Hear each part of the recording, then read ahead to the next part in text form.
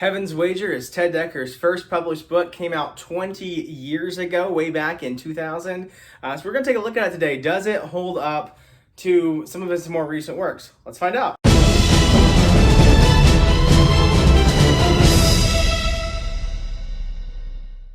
So Heaven's Wager is the story of Kent Anthony. Kent is a computer programmer. He has put together this computer program that's going to save the banks billions of dollars. He is assured that because of that, he is going to receive bonuses in the millions of dollars, and he's going to receive all the fame and success and wealth that he has deserved and has worked hard for. But things begin to go wrong. Heaven's Wager is a retelling of the biblical story of Job. But while Job loses everything to see if he will still praise God, then Kent loses everything, loses his family, loses his job, but gains all of this wealth, illegally I might add. And the test is to see whether or not through that he can still come to God when God is calling to him. The story starts off, Kent has developed this software program that automates some banking transactions, and it's going to save his company billions of dollars. He's told that he's going to be getting a huge raise because of this, huge bonus because of this.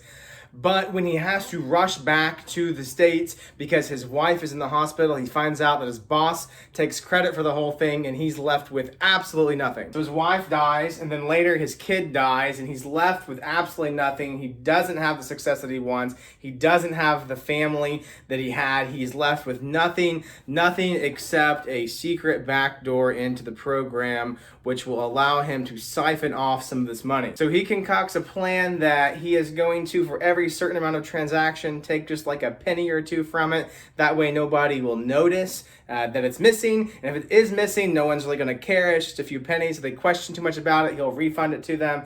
And he will, through this, be able to become the multi-millionaire that he deserves to be. And then you have the B story, the side story. It's not really the side story, it's really the story beneath the story in Heaven's Wager, and that is of Helen. Helen is Kent's mother-in-law, and she, in a weird way, has been able to see a lot of this coming. And most of her scenes are her praying to God about what is going to happen or about what has happened, or talking to her pastor about what was going to happen or has happened. And it's about this story of Kent Anthony's soul and how Helen is interceding for him before the throne of God. That even though she herself has gone through all of this loss as well, she sees how it is being used in Kent's life to bring him to this place of just utter brokenness, that God can pursue him, and it comes to fruition here at the end of the story. This is Ted's first published novel. It came out in October of 2000. This was his very first book that he published. It wasn't the first book that he wrote, but it was the first book that made it on shelves. I remember him telling a story about the release date of this book, and he was so excited. He'd been writing for years. He finally got the book published, and he goes to Barnes & Noble or Books A Million, whatever the bookstore was, and he is convinced that everyone in that shop is going to be carrying out a copy of Heaven's Wager. It's going to be amazing. He's going to be the next great thing. And so, he's walking down the aisle. He's looking for the book. He turns around. And, he gets to the small Christian fiction section. He's looking through it and gets to the D's. It's alphabetical. He looks at it, and they have one copy, spine out, Heaven's Wager. That's it. And it's like this crushing blow that, you've poured your heart and soul into this.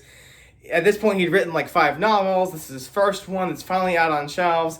And if he buys it, which was his intention to go and actually buy his book from a bookstore, then no one else is going to read it because it's the only copy they have. But now we're 20 years and some 10 million copies sold later, and I'd say he's done pretty well for himself. I think so. So this book was not his first book that's written, and if you listen to the description, you'll know it's a lot different from most of his later writings. His early books tend to be more within that realm of Christian fiction as we think of it. And part of that is due to a couple of factors. Number one, publishers just weren't picking up his other stuff.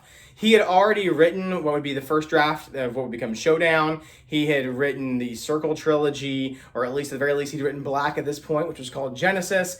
But nobody was really looking for speculative fiction or sort of dark fantasy fiction at the time. That just wasn't what Christian fiction was. I mean, you had Frank Peretti. Peretti made it, but that was pretty much it. No one else. It was an untapped genre, which you would think meant that a lot of people would want more books like this. Peretti obviously sold very well, but there was nobody filling the gap here because publishers just weren't willing to take a chance on books like this. So Ted went back to the drawing board and he came up with this series, the Heaven Trilogy or the Martyr Song series.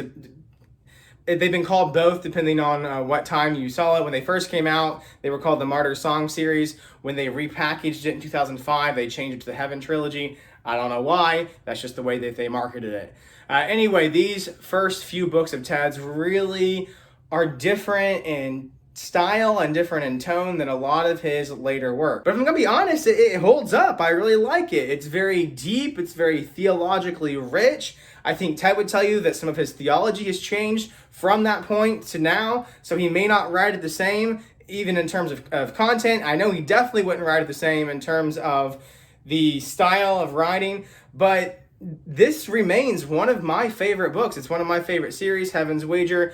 I always go back to, it's been probably 5 or 6 years since I read this book, and it's been 15 years since I read it the first time. How much of it do I remember? What has stuck with me?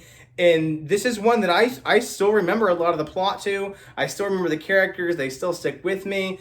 So it's got this staying value that even though it's his first book, to me, it is one of his best in terms of content. Now, I was reading through it, and there were some moments where I was like, oh, yeah, he's gotten better. He's got, in terms of a technical sense of writing, in terms of some word choices, and in terms of editing.